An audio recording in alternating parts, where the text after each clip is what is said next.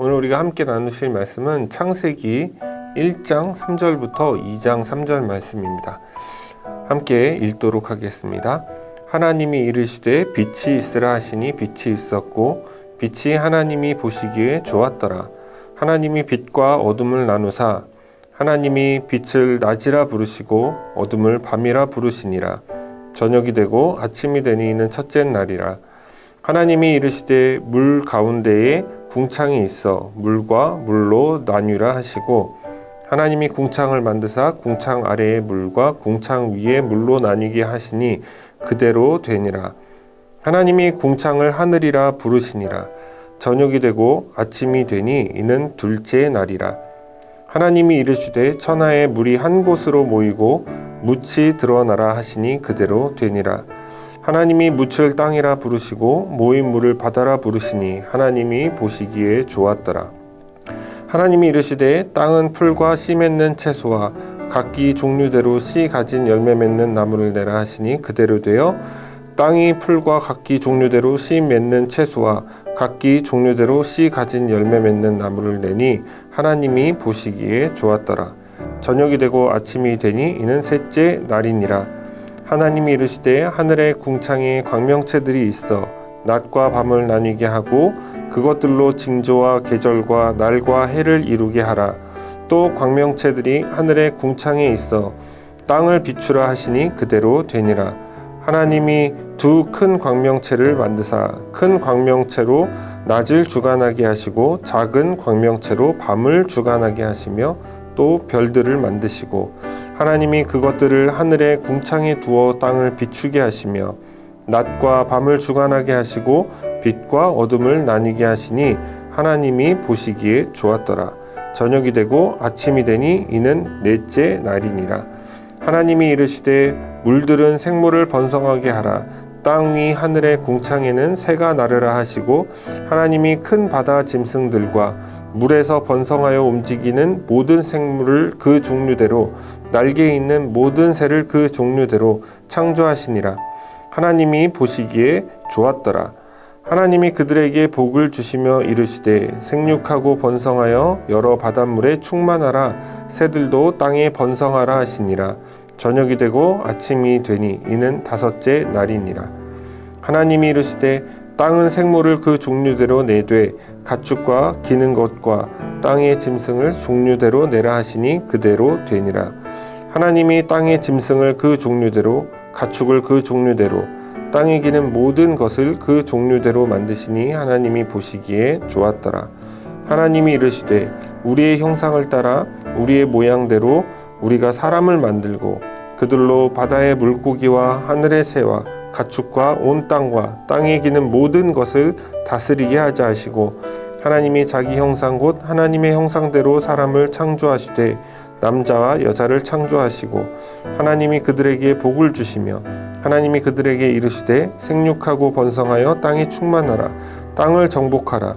바다의 물고기와 하늘의 새와 땅에 움직이는 모든 생물을 다스리라 하시니라. 하나님이 이르시되 내가 온 지면에 씨 맺는 모든 채소와 씨 가진 열매 맺는 모든 나무를 너희에게 주노니 너희의 먹을거리가 되리라. 또 땅의 모든 짐승과 하늘의 모든 새와 생명이 있어 땅에 기는 모든 것에게는 내가 모든 푸른 풀을 먹을거리로 주노라 하시니 그대로 되니라. 하나님이 지으신 그 모든 것을 보시니 보시기에 심히 좋았더라.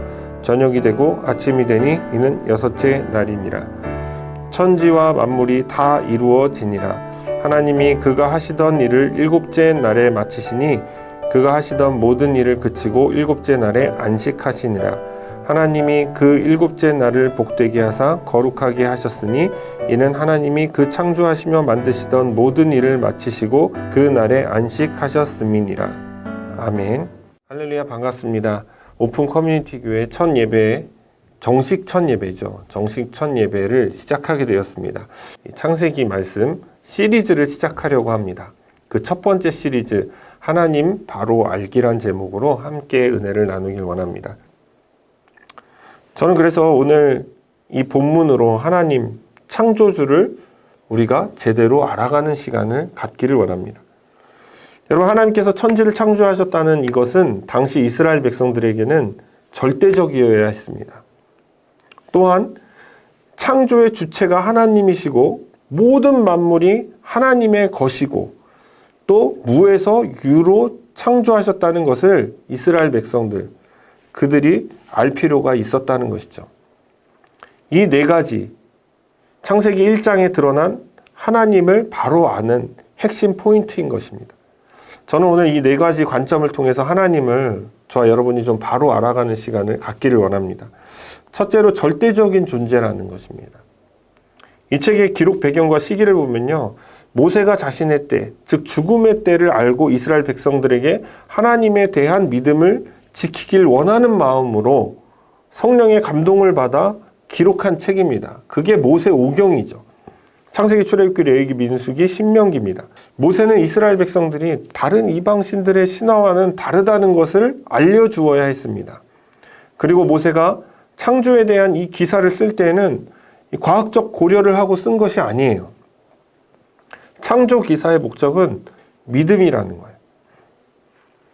이스라엘 백성들이 하나님을 따르고 하나님만을 향한 믿음을 갖게 하도록 하는 것, 그것이 바로 이 책의 기록 목적이었다는 겁니다.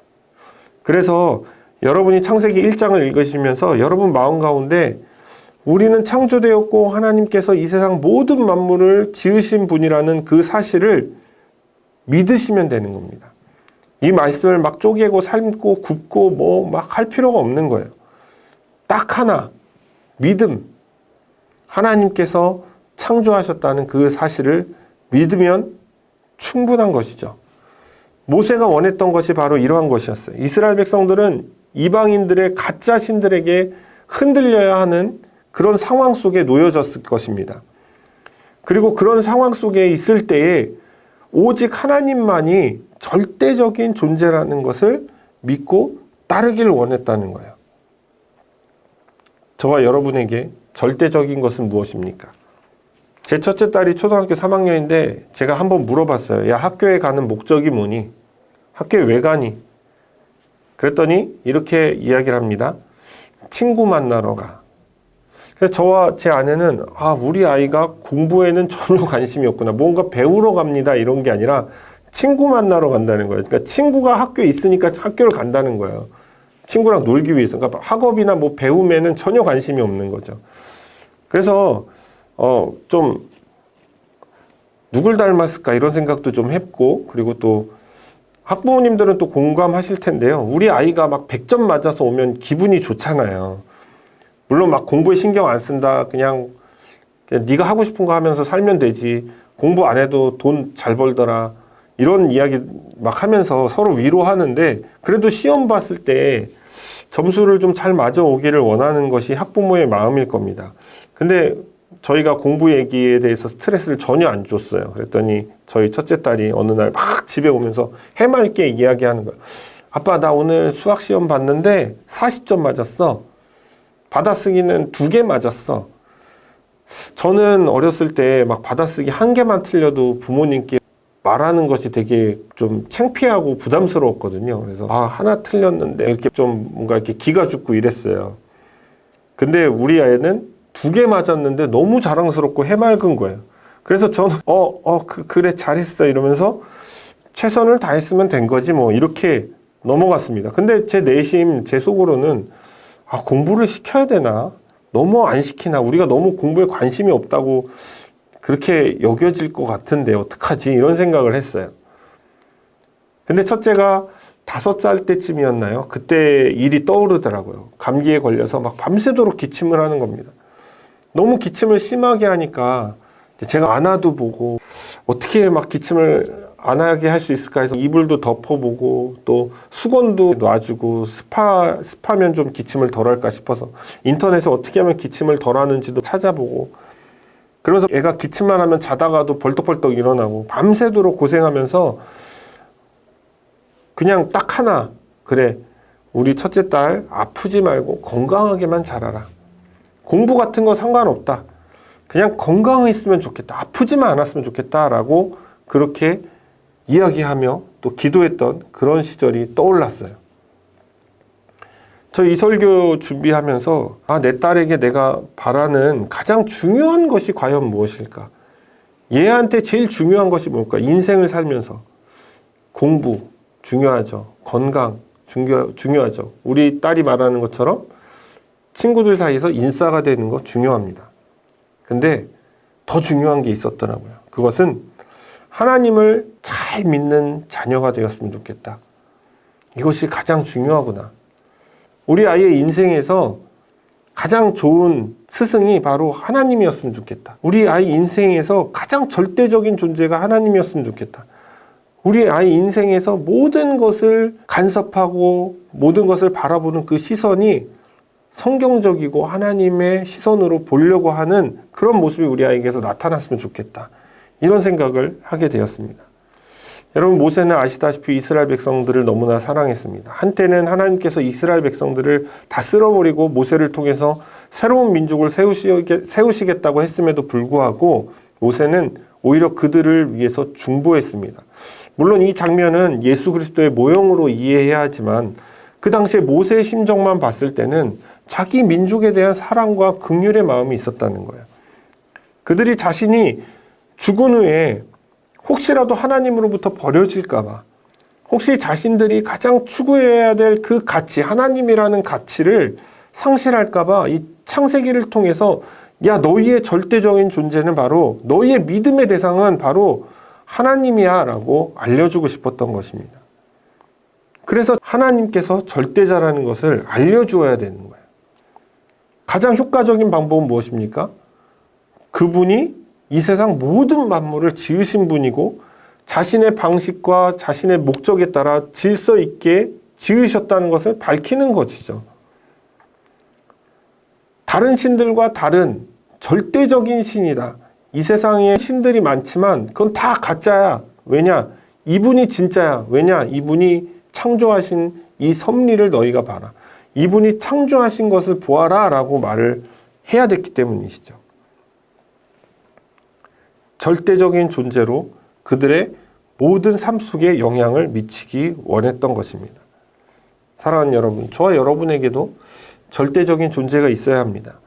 나는 하나님께서 자신의 목적에 맞게 창조하셨다는 사실을 믿고 있습니다. 여러분도 믿으셔야 됩니다. 또 그분이 우리 삶의 절대적인 존재라는 것, 그리고 우리의 삶의 유일한 믿음의 대상이라는 사실을 믿어야 됩니다. 세상은 돈이나 명예나 건강이나 자녀가 절대적인 존재로 여겨질지는 모르겠지만 우리에게는 오직 하나님만이 절대적인 존재라는 사실을 믿어야 되는 것이죠. 하나님만이 절대적인 존재가 될 자격이 있으신 것입니다. 왜냐하면 그분이 창조하셨으니까요. 두 번째는 우리가 하나님에 대해서 알아야 되는데 그분이 어떤 분이냐? 주체자라는 거예요. 1장에서 이 창조의 순간순간들을 기록할 때 주어가 되는 부분이 있습니다. 그것은 바로 하나님이죠. 하나님이 이르시되, 하나님이 보시기에 좋았더라, 하나님이 주셨다, 하나님이 허락하셨다, 하나님이. 이 모든 표현들이 갖는 의미는 주체가 누구냐? 하나님이라는 거예요.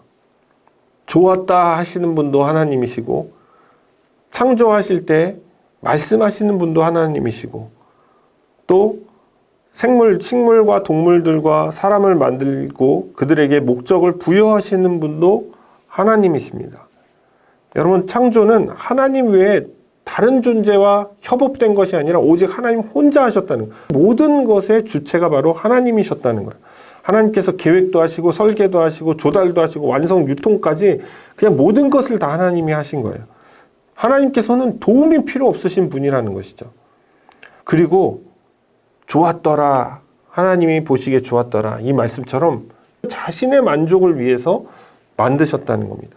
다시 말하면 다른 어떤 존재의 도움도 받을 필요가 없으셨고 오직 자신의 목적에 맞게 만드셨고 그리고 그 목적을 자신의 뜻에 맞게 그냥 부여해 버리셨어요. 너 이거 할래? 물어보지 않으셨어요. 그냥 맞게. 왜냐하면 그게 최선이에요. 디스커션 할 필요가 없는 것이죠. 그리고 다른 누구의 만족이 아니라 자기 스스로의 만족. 왜냐하면 내가 보기에 좋으면 피조물들은 완벽한 세상이라는 걸 아시는 것이죠. 신실하신 하나님이기 때문이에요. 한마디로 창조의 주체가 되시는 분이 하나님이에요. 계시록 22장 13절에 보면 나는 알파요 오메가요 처음과 마지막이요 시작과 마침이다 라고 말씀을 하십니다.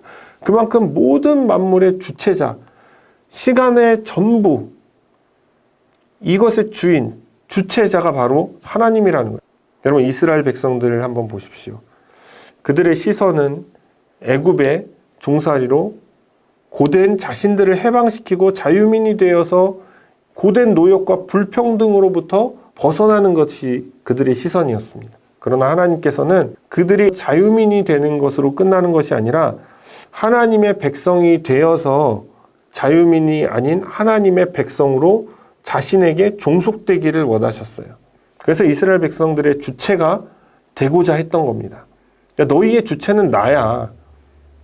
이렇게 말씀하시는 거예요.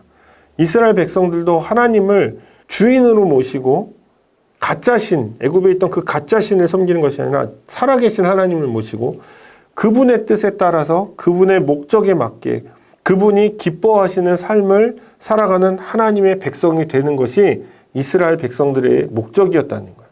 그래서 이 창세기가 그 영향을 주기 위해서 쓰여졌다는 거예요. 이스라엘 백성들은 처음에 시내산 언약을 맺게 되어집니다. 이 언약으로 나는 너희의 하나님이 되고 너희는 내 백성이 될 것이다 라고 하나님 말씀하시죠.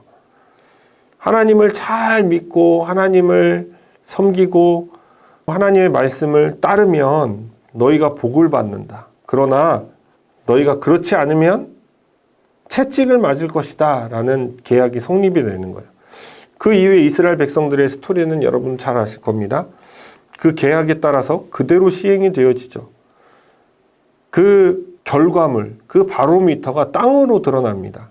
땅이 침략을 받고 땅이 엉겅퀴를 내고 땅에 흉작이 들고 그러나 하나님을 잘 섬기면 자신들의 약속된 땅이 회복이 되어지고 땅에 풍년이 들고 땅에 안정을 찾습니다. 그것이 예수님께서 오시기 전에 이스라엘 백성들의 삶이었다는 것이죠. 저와 여러분은 채찍에 맞을 필요는 없습니다. 왜냐하면 예수님께서 대신 맞으셨기 때문입니다. 이스라엘 백성들은 계약을 깨는 일이 다반사였어요. 저와 여러분은 어떻습니까? 깨지지 않는 완벽한 계약 아래 살고 있습니다. 왜냐하면 주님이 우리 안에 계시면 완벽한 계약이 성립이 되는 거예요. 왜냐하면 주님이 다 이루셨습니다. 그러므로 저와 여러분은 예수 그리스도의 언약, 은혜의 언약 아래에 있는 자들이죠. 그래서 은혜를 누리면서 살 수가 있는 거예요. 얼마나 기쁜 소식입니까?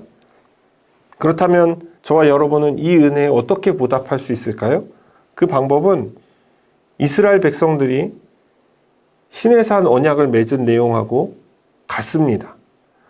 하나님 주체의 삶을 살아야 된다는 거예요. 하나님께서 내 삶의 주체가 되도록 사는 거예요. 내 삶에 개입하시도록 해야 돼요. 내 삶 전체를 다스리시도록 하는 삶을 살아야 합니다.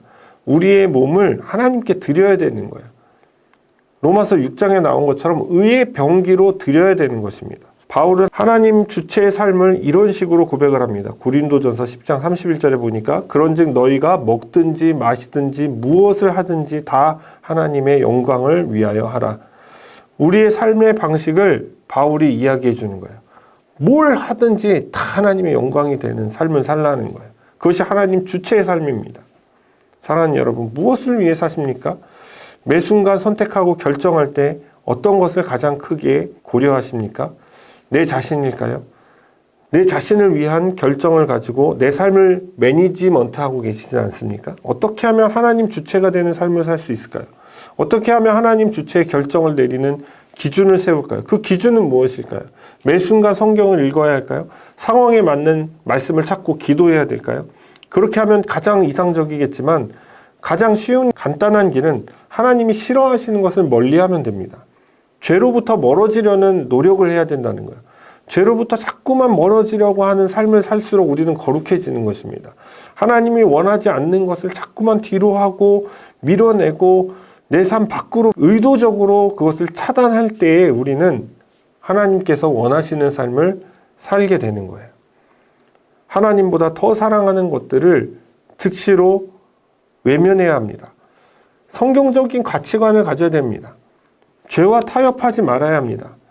무엇보다 매일매일 회개의 삶을 살아내야 되는 것입니다. 그래서 저와 여러분이 하나님께서 주체가 되시는 삶을 살아내시기를 주님의 이름으로 축원을 드립니다. 세 번째는 하나님은 모든 만물의 주인이 되신 분이라는 거예요. 이스라엘 백성들의 이 광야의 삶 가운데 중요한 것이 등장하는데 그것이 무엇일까요? 그것은 바로 만나죠. 만나의 뜻은 이것이 무엇인고 이런 뜻을 가지고 있습니다. 그러니까 그들도 이게 뭔지 모르는 거예요. 근데 그걸 매일 먹고 사는 거예요. 그들은 정착하는 삶을 살지 않았습니다. 가나안 땅에 들어가기 전까지 광야는 자신들이 머물 땅이 아니었기 때문에 계속해서 이동을 했죠. 그래서 장막의 삶을 살았습니다. 그들은 자신들의 필요를 100% 하나님으로부터 공급을 받아야 됐어요. 하나님께서는 매일 그들에게 만나를 내려주셨습니다. 하나님께서는 만나만 먹고 불평하는 그들을 위해 메추라기도 보내주셨습니다. 그렇게 하나님께서는 자신의 백성들을 먹이셨습니다. 또 그들이 광야에 사는 동안 옷이 헤어지거나 더러워지지 않도록, 좀먹지 않도록 항상 지켜주셨습니다. 매 순간순간 하나님께서 돌봐주셔야 이스라엘 백성들은 광야의 삶을 살아나갈 수가 있었다는 것입니다. 그러나 여러분, 이스라엘 백성들의 생각은 달랐습니다. 불평과 불만이 많았죠. 애굽 생활을 그리워하기도 했습니다. 거기서는 자기 것이 있었거든요. 자기가 원하는 것을 할 수 있었습니다. 맨날 만나를 먹어야만 하는 그런 게 아니었어요. 자기가 원하면 뭐 오늘은 이거 먹었다가 다음엔 이거 먹었다가 적당히 애굽 사람들 눈치 보면서 다 할 수 있는 거 있었다는 거예요. 심지어 자기 집이 있었죠. 자기 재산도 있었죠. 자기 것이 있었단 말이에요. 그러나 여러분, 광야는 자신들의 주장할 권리가 하나도 없었다는 거예요. 의식주를 하나님으로부터 공급을 받았기 때문에 쟁여놓을 곳도 없었습니다. 만나를 쟁여놓게 되면 그냥 썩어버렸어요. 그러나 안식일이 끝날 때까지는 만나가 온전했긴 했지만 다 썩어버렸어요. 그날 먹을 것만 주셨다는 거예요. 사람들은 자신의 소유, 자신의 것을 안식처로 여기는 경향이 있습니다. 내 것이 있으면 마음이 편안해져요. 내 잔고가 쌓여있으면 편안한 것처럼 말이죠. 이스라엘 백성들도 자신들이 경작할 땅 한마디가 없어가지고 이 광야의 삶에 지쳐버리는 겁니다. 사람들의 본능은, 아니 죄인의 본능이 바로 그런 것이죠. 내 것을 가지려고 하는 거, 내 소유를 가지려고 하는 거, 내 권리를 갖고 싶어 하는 거. 그러나 성령께서 강하게 역사하셨던 초대교회의 모습을 한번 보십시오. 내 것이 없었어요. 사도행전 4장에 보면 자신의 소유를 팔아서 사도들의 발 앞에 두었다라고 말을 합니다. 이것은 오늘날 말하는 어떤 기부나 불교에서 말하는 무소유가 아닙니다. 자신들이 가진 모든 것을 사도들의 발 앞에 놨다는 것은 이 재물의 주인이 누구인지를 아는 믿음의 행위라는 거죠. 복음서에서 부자에 대한 관점이 부정적이었던 이유는 자신의 소유를 자신의 것으로 여겼기 때문이죠. 탐심 때문에. 이 탐심을 주님이 말씀하신 거죠. 부자 청년이 왜 근심하며 돌아갔습니까? 자기 것 때문에. 내 거라는 이것을 내려놓지 못했어. 왜냐하면 소유를 팔아서 가난한 자들에게 나눠주고 너는 나를 따르라라고 말씀하셨기 때문에 근심이 들었던 거예요. 여러분, 미국 사람들 보면요, 법정이나 경찰관들한테 항상 하는 말이 있어요. I know my right. 내 권리를 내가 안다. 성경의 논리는 내 권리가 아니라 네 권리를 내려놓으라고 말하는 거예요. 네 권리를 내려놓으라. 여러분, 하나님께서 모세에게 떨기나무 가운데 하신 말씀이 있습니다. 내 신을 벗으라. 내가 선 땅은 거룩한 땅이니라. 하나님의 땅에서는 너의 권리가 없다는 거예요. 하나님의 프로퍼티에서는 우리의 개인적인 권리가 없다는 거예요. 그래서 네 신은 신을 벗으라고 이야기하는 겁니다. 여러분, 당시에는 신발과 이 겉옷 있잖아요. 이것은 죽음과 직결되는 것이에요. 그래서 이것을 내려놓는다는 것은 내 생명까지 하나님께 드리는 거 다 드린다는 거. 그래서 신발을 벗으라는 건요, 보통 의미가 아닙니다. 하나님 앞에 내 모든 것을 다 내려놓아야 그 거룩한 땅에 설 수 있다는 것이죠. 모세는 만물을 창조하신 하나님, 그 주인께서 이스라엘 백성의 주인이 되시기를 원하셨습니다. 그리고 너희 이스라엘 백성들은 하나님의 소유라는 것을 알아라 라고 말씀하는 거예요. 그래서 이 창세기를 통해서 그것을 깨닫게 해주시는 것입니다. 저와 여러분은 예수 그리스도께서 피값으로 저와 여러분을 구속하셨습니다. 이제 우리는 죄의 종에서 하나님의 종이 되어야 합니다. 하나님만을 섬겨야 됩니다. 무엇보다 내 삶이 하나님에게 속해 있다는 사실을 깨달아야 합니다. 내 재물, 내 자녀, 내 건강, 내 명예, 내가 가진 그 모든 것들과 내가 보고 있는 모든 만물이 내 것이 아니라 하나님께 속해 있다는 것을 고백해야 되는 것이죠. 내 것이라고 소유하려 드는 그런 상태, 그것은 예수님께 속한 인생이 아닌 것입니다. 여러분, 인정해야 됩니다. 모든 만물이 하나님께 속해 있다는 이 사실을 인정해야 합니다. 하나님께서 지으셨기 때문에 하나님의 것이라는 것을 인정해야 합니다.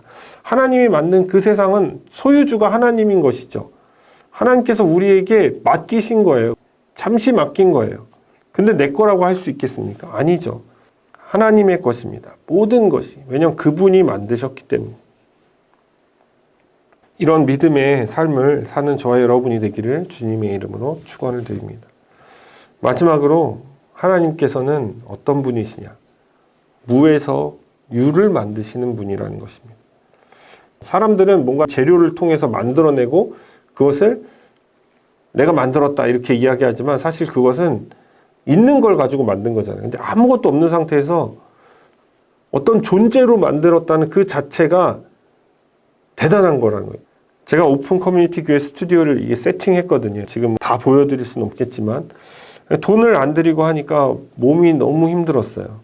이런 스튜디오 하나 만드는 것도 이렇게 고생해서 했는데 하나님께서는 이 세상 모든 만물, 하늘의 별과 달, 그리고 우리가 살 수 있는 모든 환경, 그 모든 것들을 만드실 때에 여러분 하나님의 존재가 그보다 못할 수 있겠습니까? 독보적이시죠. 유일하신 겁니다. 위대함이라는 말로도 사실 모자란 것이죠. 한없이 모자란 겁니다. 무에서 유를 만드시는 분이 너희는 내 백성이다 라고 내 자녀로, 내 백성으로 삼아주셨다는 거예요. 수많은 신들이 그 당시에 중근동 지방을 점령하고 있었습니다. 자기들의 신의 위대함을 찬양하고 가르쳤죠. 그러나 하나님은 위대하시고 광대하심이 그런 가짜들과는 비교를 거부할 정도로 놀라우신 분이라는 것을 창세기를 통해서 알려주고 있는 것입니다. 오직 그런 분만을 바라보고 믿고 의지하라는 뜻이 있는 것입니다. 무에서 유를 창조하신 그분께서, 불가능이 없으신 분께서 자신의 백성들을 돌보아 주시지 않겠느냐. 그러니까 너희는 하나님을 믿고 그리고 따라가라. 다른 생각하지 말아라. 주변 환경 보지 말아라. 너희 상황 보지 말아라. 오직 하나님만을 보고 나아가라. 하나님께서 무에서 유로 만드신 분이시다. 그런 위대하시고 광대하신 분을 따라가라. 믿음으로 쫓아가라라고 말씀하고 있는 것입니다. 실제로 이스라엘 백성들은 수많은 도전을 받아야 했습니다. 강대국들의 침략도 받고 또 그들이 성장하면 외교 관계를 어떻게 해야 될까? 갈대처럼 이리저리 휘둘리는 인생을 살았어요. 또한 그들은 당장 먹고 살기 위해서 바알 신에게, 아세라 신에게 막 절을 했습니다. 그들은 무에서 유를 만드신 분을 믿지를 못했던 거예요. 제가 유학 생활하면서 하나님의 부재를 느끼는 순간들이 있었습니다. 그 원인은 저의 믿음이 약했기 때문이죠. 유학생에게 아이 2명을 키우는 것은 쉬운 일이 아닙니다. 그래서 늘 하나님께 기도했습니다. 하나님 제발 먹고 사는 거 걱정 안 하게만 좀 물질을 허락해 달라고. 그런데 항상 부족해요. 너무 부족해요. 한국에서 큰 교회 하시는 목사님 자녀들은 좀 좋은 차도 타고 다니고 큰 집 살고 이러는데 저희는 뭐 그런 것 바라는 것도 아니에요. 애가 아파가지고 어느 날은 병원 치료를 받아야 되는데 이 미국에서 태어난 아이들은 메디케이드 보장을 해주는데 그 메디케이드가 잠깐 끊긴 적이 있어요. 병원비가 한 번 가면은 뭐 20-30만 원 나오는데 그 돈이 없어가지고 아파도 그냥 참게 하고 그러다가 누가 또 돈을 줘가지고 가서 치료받고 오고, 그런 조마조마한 삶이 매 순간순간 있었다는 거예요. 지금 똑같아요. 하나도 변한 게 없습니다. 부족합니다. 그래서 더 훈련되어져야 된다고 생각은 하지만 가끔 자녀들의 필요를 채워주지 못하는 제 자신을 발견해요. 얼마 전에는 치킨 먹고 싶다고 했을 때 아빠가 이번 달에 돈을 많이 써서 치킨 사줄 돈이 없다. 네가 싸라. 그래서 저희 딸이 그동안 모아놨던 그 고사리 같은 손으로 모아놨던 그 돈을 가지고 치킨을 사주는데 맛있게 먹었습니다만 마음이 아프더라고요. 너무 현타가 오더라고요. 근데 또 이렇게 온라인 교회를 시작하면서 이런 생각이 듭니다. 우리 온라인 교회가 사실 밑빠진 독사역이거든요. 부흥하고 사람들 멤버십을 탄탄하게 해갖고 헌금 막 걷어가지고 운영하고 또 건물 얻고 이런 게 아니에요. 이거 다 자비량입니다. 그냥 여러분 가운데 이 방송, 이 예배를 통해서 한 분이라도 예수님을 믿거나 한 분이라도 실망과 절망 가운데 있다가 주님의 소망의 빛으로 나오신 분이 계시다면 그거 하나 보고 달려나가는 거거든요. 아무도 없어도 됩니다. 하나님께서 이 사역을 멈추라고 할 때까지 저희는 그냥 하려고 하는 거예요. 밑빠진 독 사역이에요. 뭐 성공, 실패, 어떤 분이 뭐 성공적으로 목회하신다, 목회 잘한다, 뭐 이 기준이 도대체 뭡니까? 그 기준 하나님 아닙니까? 잘하는지 못하는지, 성공했는지 실패했는지는 주님 우리 부르시고 마지막 때에 심판하실 때 하시는 거 아니에요? 근데 무슨 교회 건물 좀 있고 사람 좀 늘어나고 자기를 따르는 사람 있다고 성공했고 맨날 해도 뭐 사람 없다고 해서 실패했다고 하면 여러분 그것은 인본주의지 하나님 관점이 아닌 것이죠. 그런데 또 월세 날은 다가오고 유틸리티 내야 되잖아요. 그리고 또 저희도 먹고 살아야 되는데 이것저것 생각하면 내가 왜 이 고생을 사서 할까라는 생각도 듭니다. 사랑하는 여러분, 혹시 여러분들도 그런 현실의 문제에 막혀 계시진 않습니까? 그것 때문에 하나님이 안 보일 때가 있지 않습니까? 하나님의 부재가 느껴질 때가 있지 않습니까? 어떤 분은 건강 때문에 막 너무 고통스러워서 잠을 이루지 못하고, 어떤 분은 마음의 상처 때문에, 또 누군가를 막 미워하는 마음 때문에, 심리적인 고통 때문에, 막 나를 괴롭히는 어떤 사람 때문에, 나한테 상처를 주고 해를 가했던 사람들 때문에, 또 말 못할 여러 가지 문제 때문에 여러분 힘들어하고 계시지 않습니까?